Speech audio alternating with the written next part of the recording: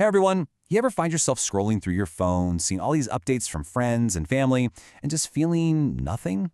Or maybe even worse, a little more empty than before you started? Well, today we are diving deep into that really strange paradox of our digital lives. Why, when we have thousands of connections right at our fingertips, do we so often feel completely and utterly alone? Let's get right into it. It usually creeps in so quietly. On the outside, everything looks great. You're hitting your goals, you're keeping up with everyone, but on the inside, it's like the color is just slowly draining out of your world. It's this weird, nagging feeling that your internal battery is on 1%, even though the machine itself is still running just fine. And this really gets us to the heart of the matter, doesn't it? It's the central paradox of our time.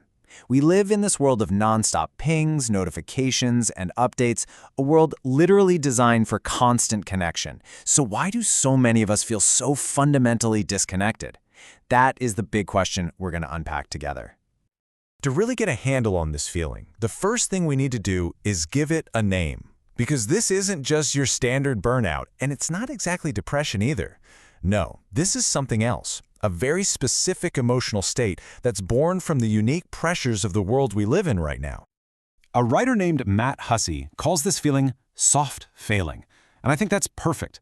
It's not some big, dramatic collapse. It's a quiet, passive erosion of your inner world. It's that background hum of depletion you feel even when you're checking off all the right boxes. It's the static in your head that says you're technically operational, but your spirit is just dimmed. And this is such a powerful idea, right? That feeling of fading away, it isn't some personal flaw. It's not something wrong with you. It's a feature of the system we're all in. We're living in a culture that absolutely rewards the display of success, but it runs on our collective depletion. So you're not broken, you're just reacting, very appropriately, to an impossible demand. So, how do we get here? I mean, why are these digital platforms so incredibly effective at making us feel this way? Well, the answer isn't just in the code. It's actually wired deep, deep inside our own evolutionary psychology. Deep down, our brains are basically running on some very, very old software. We are all driven by two primal, ancient needs. First, there's the need for connection, that deep desire to belong, to be part of the tribe. And second, there's the need for status, to know where we fit in that tribe. Every single like, share, and follow is just a modern signal for these ancient, ancient desires. And this is exactly why these platforms have such a powerful grip on us. You have to stop thinking of them as just simple tools. They're not. They are supercharged engines, precision engineered to deliver tiny hits of connection and status on demand, 24/7. They've basically perfected the delivery system for our most fundamental human needs. But our ancient psychology is really only half of the story. The other half is all about modern code. So let's pull back the curtain and look at the specific features that are built right into these apps. The actual architecture designed to hook into those needs and, well, never let go. And make no mistake, none of this is an accident. It is, quite literally, addiction by design. The infinite scroll, that eliminates any natural reason for you to ever stop. Autoplay removes the choice to look away. The personalized feed becomes this irresistible mirror of your own desires. And that simple little like button? Oh, that's just a slot machine for social validation, delivering just enough of a reward to keep you pulling that lever over and over again. This whole setup serves one single purpose. It's all part of what we call the attention economy. And in this system, we are not the customers. We're not even the users, really. Our attention is the product that's being sold to advertisers.